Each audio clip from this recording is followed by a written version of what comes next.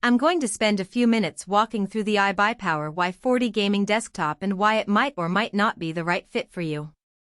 I know the decision feels a lot like a gamble. You see a sleek tower with a big-name GPU, a new Intel Ultra processor, and a price tag that looks tempting, but you also worry about hidden trade-offs, future upgrade paths, and whether you'll actually get the smooth experience you expect. Link is in the description if you want to check the product details on Amazon. In this review I'll break down what the machine does in everyday use, where the value really sits, and who should walk away before hitting checkout. First off, the Y40 lands in a crowded middle-tier market. Lots of pre-built rigs promise high-end specs for a mid-range price, and the temptation is to assume they all perform the same. The real differentiator is how those parts work together in a real home setup. I've spent a couple of evenings assembling a typical gaming station, a 27-inch 144Hz monitor, a decent headset, and a standard desk with a single power strip. Plugging the Y40 into that environment was surprisingly straightforward, no extra power cables beyond the supplied PSU, and the tower fits comfortably under a medium-height desk without wobbling. If you're the type who wants to jump straight into current titles at 1080p or 1440p, the RTX 5070 is the first thing you'll notice. In titles like Valorant and Fortnite, the frame rates sit comfortably above 120 frames per second on high settings, leaving plenty of headroom for a high refresh monitor. When you step up to more demanding games such as Cyberpunk 2077 or Elden Ring, the card still holds its own at 1440p medium-high settings, hovering around 60 frames per second. That's solid for a system that isn't priced at the premium end, and it shows the GPU isn't being throttled by the CPU or memory. Speaking of the CPU, the Intel Core Ultra 7265F sits in the middle of Intel's latest lineup. It's not a top-tier i9, but it's a good match for the RTX 5070. In practice, you'll see smooth loading times and decent multitasking capability.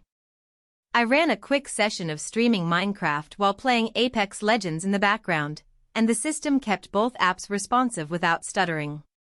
That kind of dual-use scenario is common for many gamers who also want to stream or keep Discord open, and the Y40 handles it without needing to dial down graphics settings dramatically. Now, the memory configuration 32GB of DDR5 running at 5200 MHz is a standout. Most pre-built settle for 16 GB, which can become a bottleneck when you have multiple tabs, recording software, and a game open simultaneously. With 32 GB, you'll rarely hit memory pressure, even if you're running a resource-heavy mod pack or a virtual machine for development work. The non-RGB aspect is a small concession for those who don't care about lighting.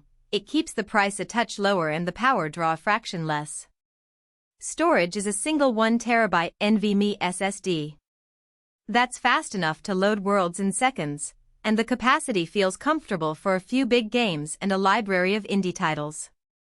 However, if you have a habit of keeping every game you ever bought, you'll need to consider an external drive or an upgrade down the line.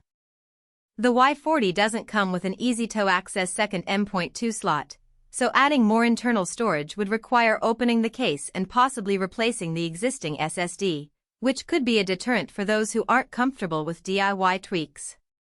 One practical strength that often gets missed in spec sheets is the out-of-the-box peripheral bundle. iBUYPOWER includes a wired gaming keyboard and a basic mouse. They're functional, with decent key travel and a decent DPI range, but they're definitely not the high-end mechanical kits you'd buy separately. If you're a casual player or someone who just wants a plug-and-play experience, the bundle saves you a little extra spend.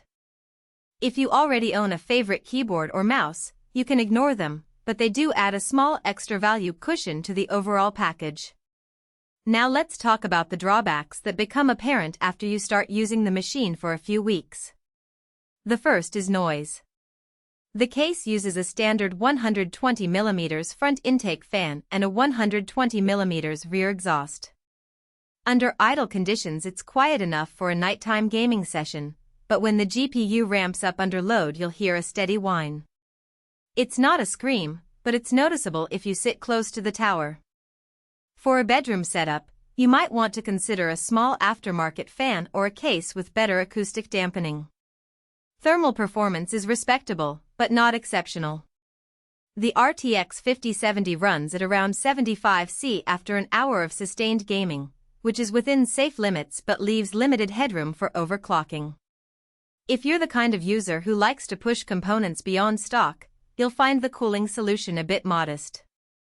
That said, for most gamers who stay at stock settings, the temps stay stable and the system never throttles. Another hidden trade-off is the lack of a Wi-Fi module. The